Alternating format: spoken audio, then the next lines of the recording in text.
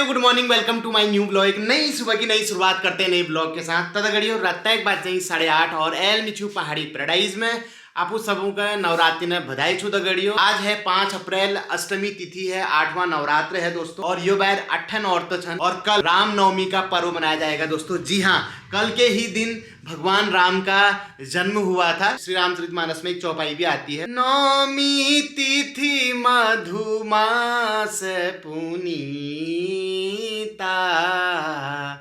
शुक्ल पक्ष अभिजीत हरि प्रीता राम सिया राम जय जय राम।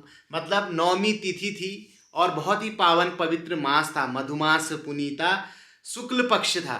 शुक्ल पक्ष अभिजीत, अभिजीत ये सीआईडी वाला अभिजीत नहीं है दोस्तों, अभिजीत एक नक्षत्र का नाम है। तो अभिजीत नक्षत्र में उनका अवतार हुआ था दगड़ियों। हमारे ज्योतिष शास्त्र में 27 नक्षत्र बता रही दगड़ियों। मील जदिन संवत्सर सुना उस दिन आपको बताया भी था, अश्विनी भरणी कृतिका रोहिणी मृगशिरा आद्रा पुनर्वसु पुष्य आश्लेषा मघा पूर्वा फाल्गुनी उत्तरा फाल्गुनी हस्त चित्रा विशाखा। इन्हीं नक्षत्रों के हिसाब से, इन्हीं चरणों के हिसाब से राशियां बनती हैं। मैं घर भाई जो आइडिया जी मंगा ले रहे उन्हें, इसको बोलते हैं सेंटेड कैंडल।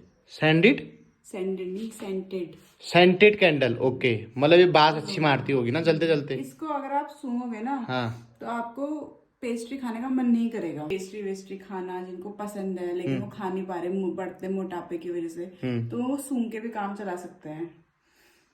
मतलब इससे पेस्ट्री की खुशबू आती है। जैसे मैंने इसे सूंघा, मुझे लगा मैंने पेस्ट्री खा ली। दगड़े मैं पेस्ट्री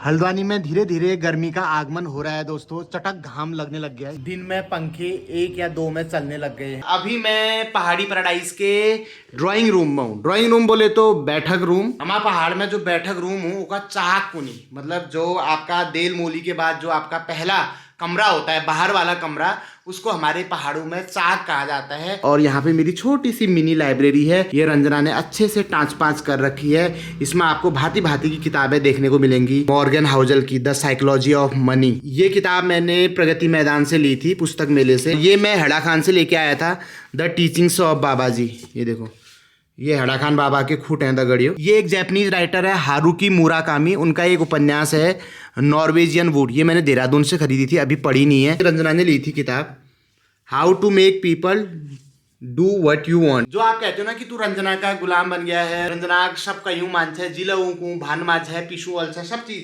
तो बिल्कुल सही कह रहे हो दगड़ियों। तो उस गुलाम बनाने के पीछे इस किताब का बहुत बड़ा हाथ है। यो रंजना आप लीजिए लिखाई की दगड़ियों। किताब का टाइटल ही देख लो आप, have your way how to make people do what you want. मतलब कि लोगों को कैसे वो काम करने के लिए मनाए जो आप चाहते हो। तो जो भी औरत अपने बैग को अपने मुट्ठी में करना चाहती है, कब्जाना चाहती है, तो वो ये किताब जरूर पढ़े। ये रंजना की रिकमेंडेड किताब है, हैव योर वे। नेक्सस करके युवाल नोवा हरारी की नई बुक आई है। इसमें सूचना तंत्र का जाल, कबूतर से लेके हम चैट जीपीटी तक पहुंच चुके हैं, उसके बारे में है। ये गिरीश चंद्र पंत जी की किताब है, कुमाऊं में आज़ादी के जन नायकों की सौरी गाथा। तो हमारे जो गिरीश पंत सर हैं वो अभी पिथौरागढ़ जिले के एक डिग्री कॉलेज में अपनी सेवाएं दे रहे हैं। तो उन्होंने बड़ी रिसर्च करके इस किताब को लिखा है। आज़ादी में जो गुमनाम नायक थे जिनके बारे में जिक्र ही नहीं होता है, उनका वर्णन इस किताब में किया गया है। और ये किताब जागर के बारे में है, प्रयाग जोशी जी की। और इस बार में एक किताब नहीं बोलेंगे उसको, उसे ग्रंथ बोलेंगे, है ना, मैं घर से लेके आया हूँ दगड़ियों। तो पहली नवरात्रि से मैंने उस ग्रंथ को पढ़ना शुरू किया है। जैक नामचू रामचरितमानस जी, तुलसीदास जी द्वारा रचित रामचरितमानस जी का मैं आजकल अध्ययन कर रहा हूँ। तो रामचरितमानस की ये प्रति हमें हमारे मामा जी, मामू की हवेली वाले मामा जी, उन्होंने भेंट करी थी शादी के दिन। ठीक है, ये उनकी तरफ से मैरिज गिफ्ट था।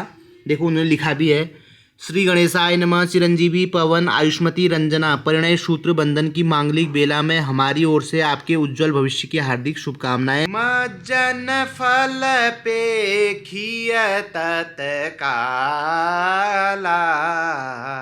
काक होई पिकबक उमराला, सुनिया चरज करे जनी कोई, सतसंगति महिमा नहीं गोई। तो इसमें तुलसीदास जी कहते हैं कि जैसे तीर्थराज स्नान का फल मिलता है, वैसे ही रामचरित मानस रूपी तीर्थराज में गोते लगाने से, संतों की संगति करने से, अच्छे लोगों की संगति करने का फल भी ऐसा होता है कि कौवा भी कोयल बन जाता है। ठीक है, काक होई पिक बकऊ मराला। काक होई, काक मतलब कौवा, पिक मतलब कोयल। काकह पिकह पिकह वाला श्लोक पढ़ा होगा आपने संस्कृत में। तो सत्संगत में रहने का, अच्छे लोगों का साथ करने का, अच्छी आदतें सीखने का ये फायदा होता है कि कौवा भी कोयल बन जाता है और बगुला भी हंस बन जाता है। इसलिए बोला है कि मंजन फल पेखिय तत्काला, काक होई पिक बकऊ मराला, सुनी आचरज करे जनी कोई, सत्संगति महिमा नहीं कोई। इसमें किसी को कोई आश्चर्य नहीं होना चाहिए, क्योंकि सत्संग की महिमा किसी से छिपी नहीं है। मेरी घरवाली सुबह सुबह साफ सफाई में लग गई है। रामचरितमानस में इसके बारे में भी चौपाई है, पता है। कर्म प्रधान विश्व करी राखा, जो जस करही तसही फल चाखा।